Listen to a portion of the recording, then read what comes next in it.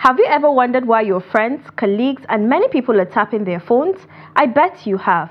Well, today's episode of Tech Talk seeks to answer this by exploring the rise of tap-to-earn models in cryptocurrency together with Japheth Johnson, a cryptocurrency expert. But before we begin, let's take a report on today's topic of discussion. My name is Dorcas Yakubu. Thanks for joining us.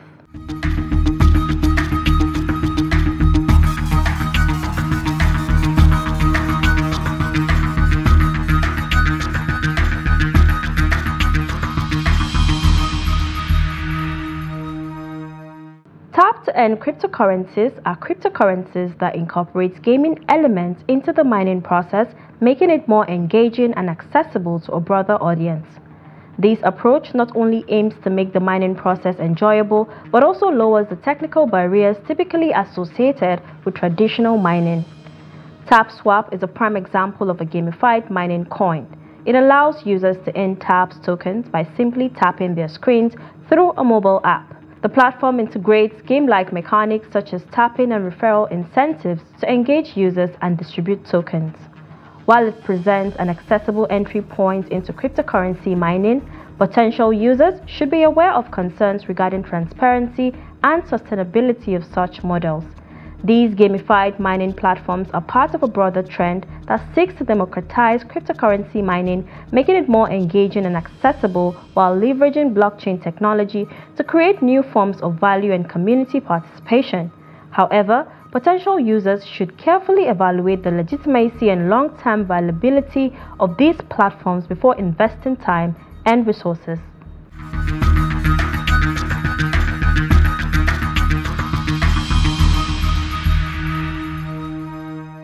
Well, many thanks for staying with us. Joining us shortly is a cryptocurrency expert. But before then, we asked Nigerians about the tap-to-earn cryptocurrency, specifically TapSwap. Let's take a look at their responses.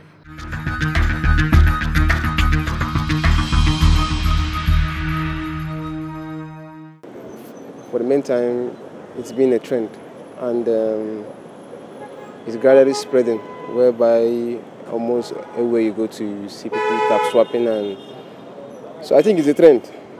And from the knowledge I got about the tap swap everything, I think it's still part of the whole cryptocurrency family. And considering the generation we are now, I think we are gradually moving towards economy whereby we are going to go cashless, the cashless economy.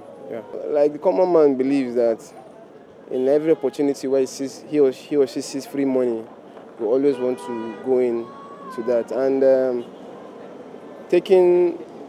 going from the previous antecedents, like how the North coin paid and the other coins, how they have paid before now, it is assumed that, or it is believed that subsequently, once the TapSwap is being launched, is going to pay also.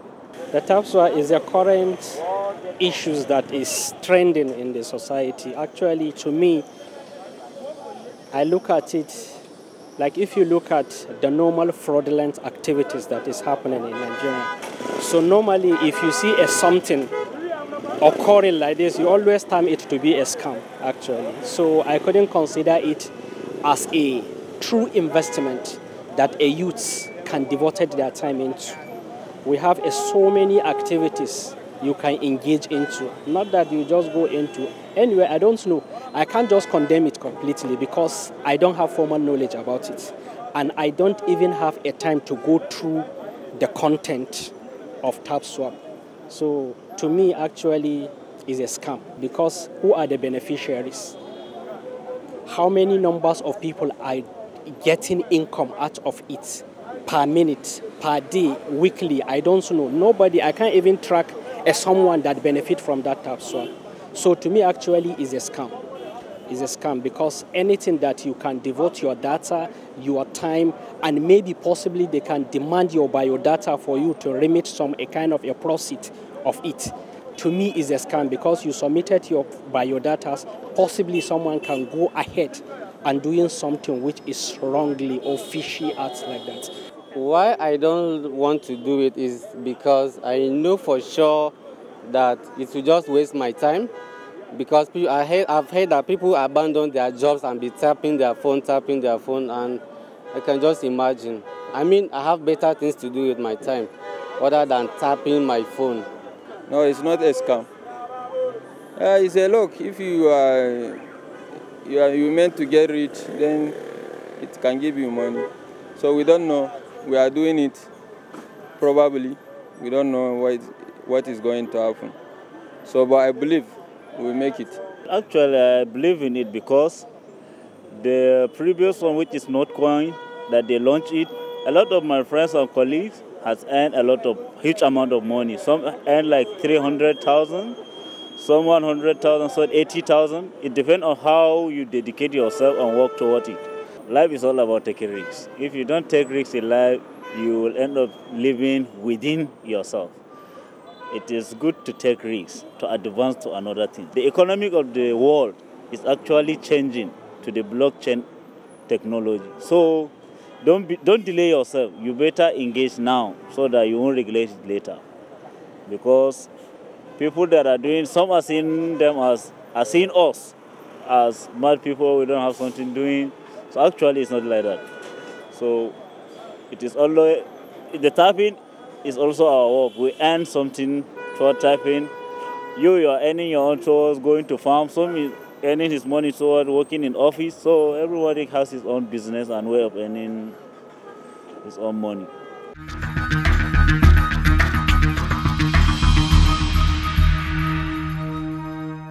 We now have Japheth Johnson, who is a cryptocurrency expert, joining us virtually in Abuja. Good to have you on the program once again. Thank you very much for having me. All right, can you briefly explain what tap-to-earn cryptocurrency coins are and how they differ from traditional cryptocurrency tokens and coins? All right, wow. So it's awesome seeing a lot of Nigerians becoming very active with their phones. It's fun seeing everybody just tapping his phone from morning till night. But I think it's really important for us to understand what's really happening here, right? So it's not something new, quite all right. This is just a model that has to do with currency. One of the ideas is how do you get to bring people for we have had work to earn, we have seen tap to earn, which is the current one that people are already doing. We have seen even seeing several models. So this is not new. I just think Nigerians have just found something to get money from. But actually, this is just an activity-based platforms that allow people to engage on the platform by tapping on a particular space on their phones and actually earning part of the digital asset as reward. All right, so what are the primary security risks associated with these platforms, and are they really backed by any tangible projects? So I think one of the major challenges I have always tell people is Nigerians are one of the most inquisitive set of people in the world, and we are always in the lookout for what will make us money very quick and how we can make a good living out of it. Times people actually engage in these activities without having proper knowledge or education about it, and it has posed a lot of risks to us. We have seen so many people engage in such platforms, and they come start saying, "Oh, my account has been hacked. I have lost my access to my email, and so many things. My wallet have been hacked." So there are so many without knowing, okay, who is the developer? Are we sure these platforms are audited? Your passwords are secured, your data is secured. Has it gone through NDPR of Nigeria? Has it gone through NIDA or whatever? So we have been seeing a lot of these platforms coming up. Now, one of the leaks that we have been seeing is a lot of information have been leaving Africa and Nigeria. So we tend to see a lot of our information being harvested by foreign countries because our people are always in a haste to register on these platforms, expose their email, expose their password, and you believe with me, we are some set of 20 different websites. So if you hack one person's website, you are very certain that you have hacked for every other website. So that has been a major challenge because Nigerians are so inquisitive, but at the same time, are those people behind these platforms. Even if we do, we don't know the intent behind what they want to do. So that's why at the end of the day, you see, after 1-2 years, You start seeing people's wallet becoming compromised. You start hearing about people's Facebook. It comes from the Facebook directly. It might come because you have used a platform somewhere and you have used the same maneuver and get it and come to say, okay, he will use it against you in other platforms. So that's the major challenge we are seeing with this platform. They are not actually regulated and we don't know who are those people behind. All right, so having mentioned all the challenges associated with this cryptocurrency, how can users protect themselves from potential scam in this mining space? All right, so as I've said earlier, challenges will always when it comes to security compromise, and we have a lot of people that are already using the internet now. More than 45% of Nigerians adults already have a bank account. And it's very important to know, as people are getting exposed to these platforms, they need to be fully educated about how to protect themselves, right?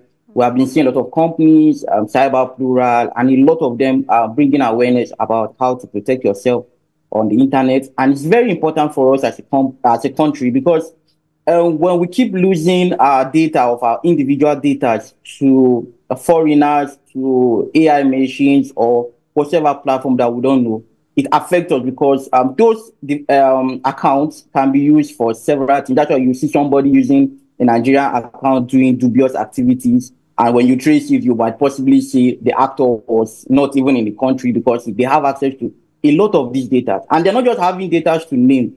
They're having data that covers password, emails, and name them, date of birth, and so many others. And they can use them for several activities. So it's very important that people get educated first, right?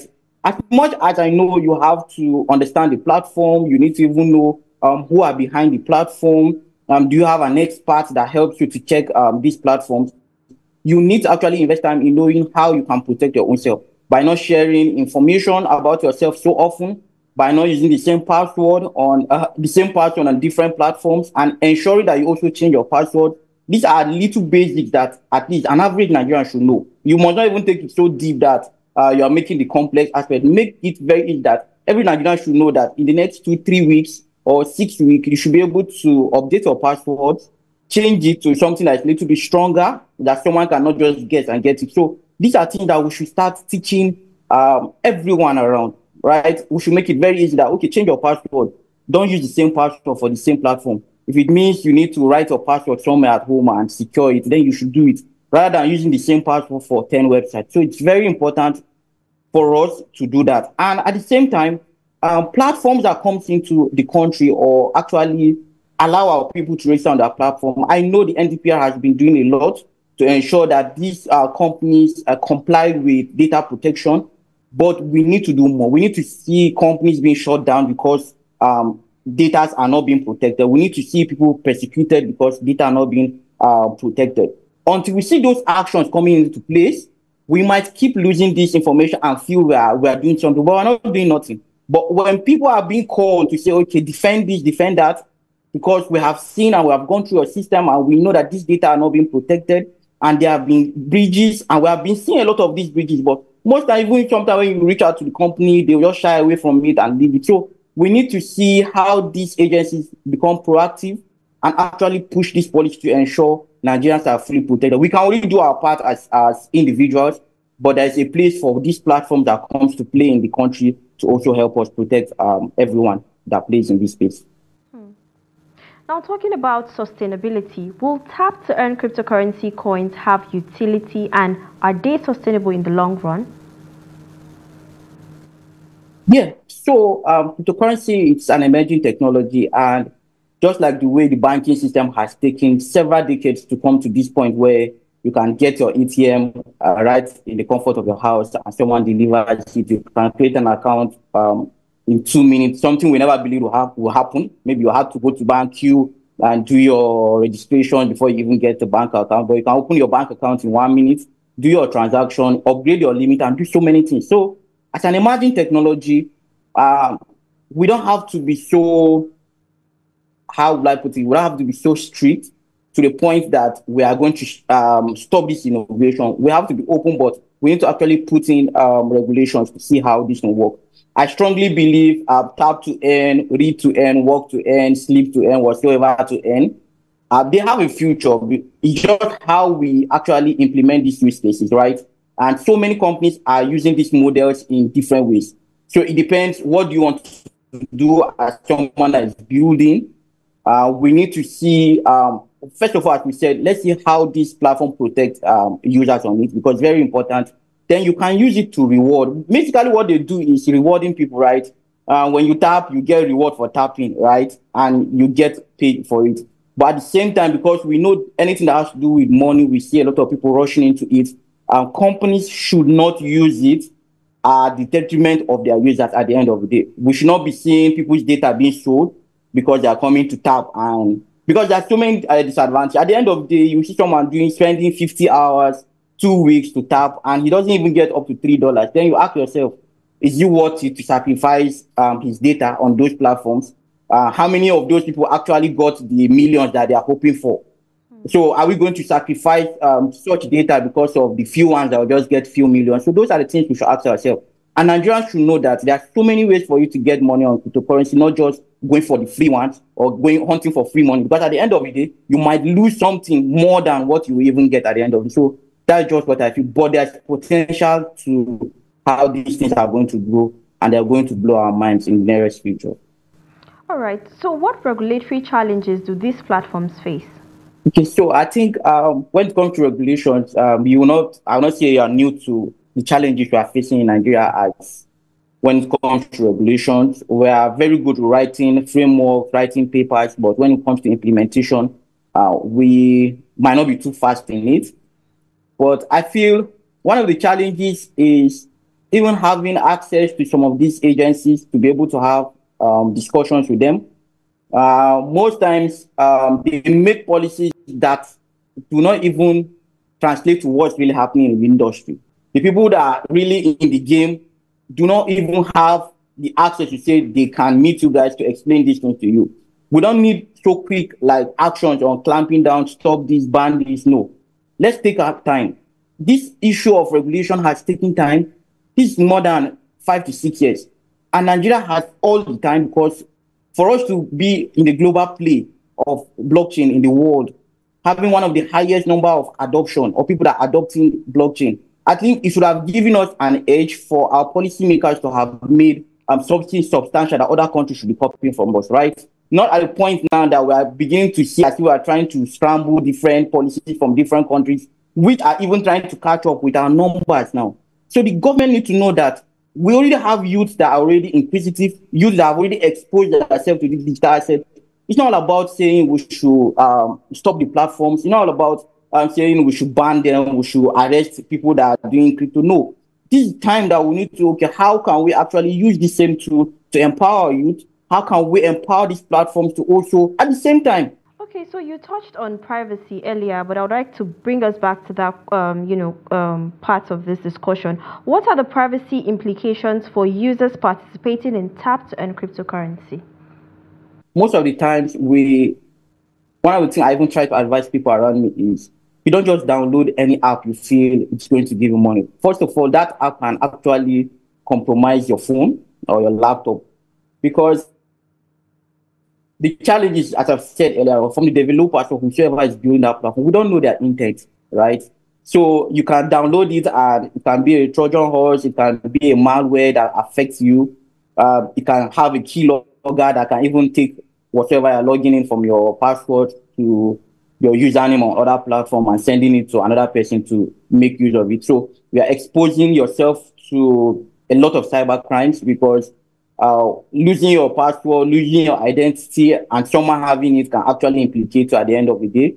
So it's very important we know TapSwap, as I said, TapSwap is just a platform, right, that we have seen people tapping. But at the end of the day, these people are not regulated in Nigeria. We don't know who actually is behind it and what their intent are. And at the end of the day, we're having millions of Nigerians tapping their phone, registering on the platforms and exposing that. So anything can happen.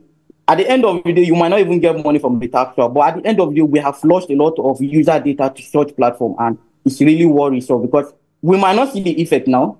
Most of these people might not see the effect, but I'm telling you, in 1 or 2 years, some of them, the same wallet they are using for this TapSwap, they might use it to buy another project or buy their USD We never can say maybe we might use it to even buy era tomorrow.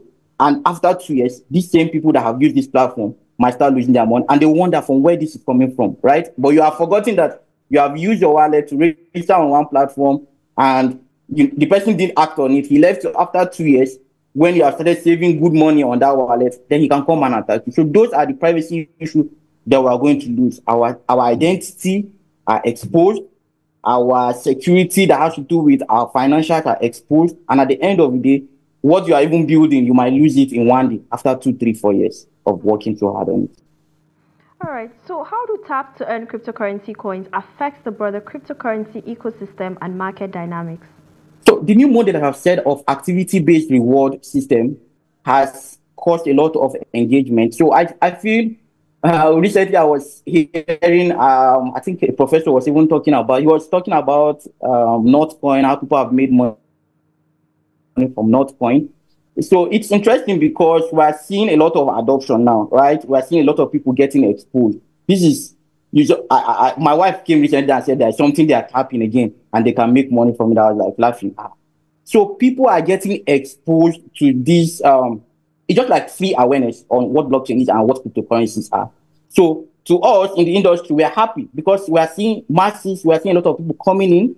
But at the same time, the risk for us is that if we don't educate these people, at the same time, we might get hurt because we start seeing people coming to insult, no, we have frauded us, you have taken our money, this stupid cryptocurrency is a scam, blah, blah, blah. And at the end of the day, what we are happy for now might backfire if we don't educate these people. So we are very happy for what you guys are doing to help us even tell these people you need to be secure, because you might be happy now, you might make $1,000. But tomorrow you might lose your $30,000 of saving, and it will come back because you are going to go online and say cryptocurrency is a scam. That's something we want to avoid, so that in the nearest future you don't insult something that we feel, if fully regulated and implemented well, will help the entire economy of the country. So it's going to go well. The model is nice. People are being rewarded for their activity, and we just hope that it's going to end well when we keep educating people.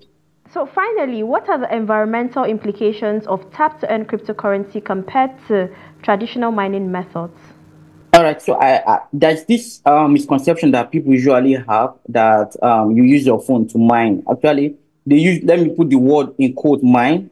Your phone don't have the computational power to actually mine, because mining machines actually take a lot of power. They take a lot of computational energy for you to be able to mine. If not, everybody will be mining Bitcoin with his phone, but most of these platforms are just like faucets, and what it does is it allows you to just have an application that it allows you maybe to click and say, okay, you start mining that particular coin, but that's not really the mining that we're talking about. You might just be having an application running on your phone and it's just accumulating a particular reward for you, but not really the mining in mind. That's why when we go to talk about mining, it's a whole new talk on its own. We're talking about energy, we're talking about infrastructure, we're talking about how you even coordinate the software that are running on it. So you only see big companies that are running mining platforms. So the normal mining companies takes a lot of energy, and it has been a major concern even for countries, because the energy consumption is high. So how do they even use renewable energy for the activity is something that everybody needs to be so worried about. How do they allocate the resources? Because if we have mining platforms or companies in Nigeria, you need to allocate a lot of energy to them. So how do you even work on getting your energy? Are they using solar energy for their mining? But for phones, I don't call them mine. I just call them applications that are running. That's not really the mine. I just feel you are getting rewarded either for activity, either to watch or tap or share, then you get rewarded. But that's not the core mining. That's just a reward that happens on your phone. But your phone doesn't have the capacity to actually mine a cryptocurrency. All right, that's it for the interview segment. Thank you so much for joining us and sharing your insights. Thank you very much. I'm really happy. So we'll go on a quick break, and when we return, the program continues. Stay with us.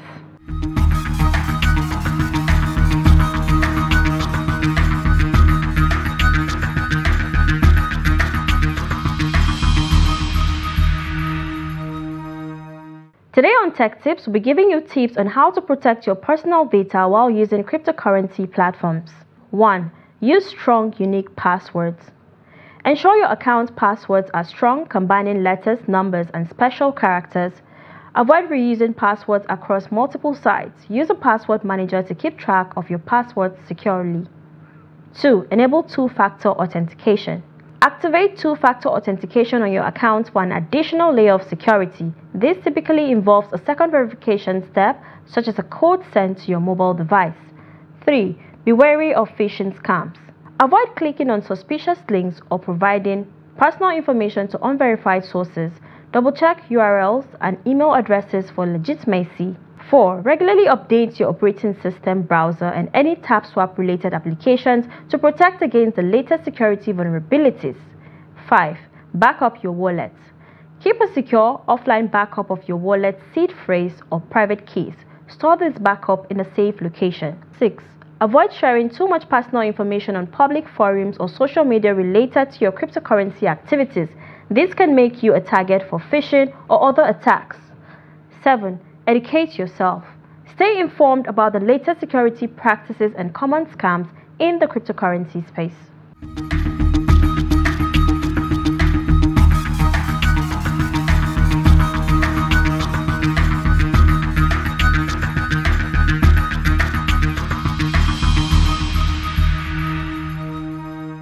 And that's a wrap on the program today. Join us again next week for a fresh edition of the program. Don't forget to follow us and subscribe to all our social media platforms: Facebook, YouTube, Instagram, and X.